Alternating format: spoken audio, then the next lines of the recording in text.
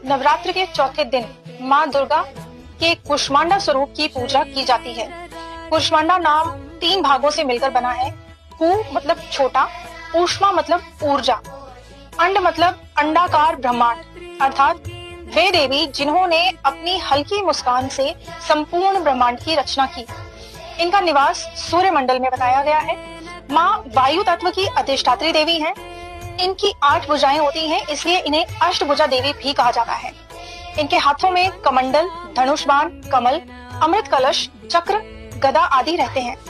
सिंह इनका वाहन है। माँ कुष्मांडा को मालपुआ का भोग बहुत पसंद है। ओम आय ही क्लीं कुष्मांडाय नमः इस मंत्र का जाप करें। माँ कुष्मांडा की आराधना से आरोग्य, आयु और तेज की प्राप्ति होती है। साधक के अंदर की नकारात्मकता और अज्ञानता दूर होकर आध्यात्मिक प्रकाश का उदय होता है। ये देवी सूर्य की अधिष्ठात्री शक्ति है, इसलिए उनकी कृपा से शरीर में ऊर्जा और जीवन शक्ति बढ़ती है। चौथे नवरात्रे की उपासना से साधक को ध्यान और साधना में गहराई प्राप्त होती है और जीवन में सकारात्मकता आती है। पौराणिक कथाओं के अनुसार जब सृष्टि का अस्तित्व ही नहीं था, चारों ओर केवल अंधकार ही अंधकार था, ना कहीं सूर्य था, ना चंद्रमा, ना तारे, ना आकाश, ना धरती। उस समय संपूर्ण ब्रह्मांड शून्य और निस्तब्ध था।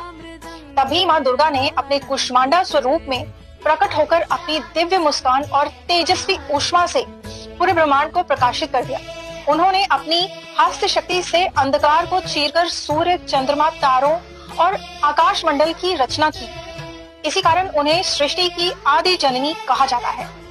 माँ कुष्मांडा की एकमात्र ऐसी शक्ति है जिनके तेज से सूर्य भी अपनी आभा प्राप्त करता है। इस कथा के अनुसार माँ कुष्मांडा सूर्य मंडल में निवास करती हैं और वहीं से अपने दिव्य प्रकाश से सौर मंडल को जीवन देती हैं।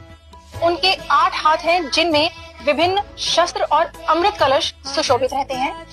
वे सिंह पर आरूढ़ होकर अपने भक्तों का कल्याण करती हैं।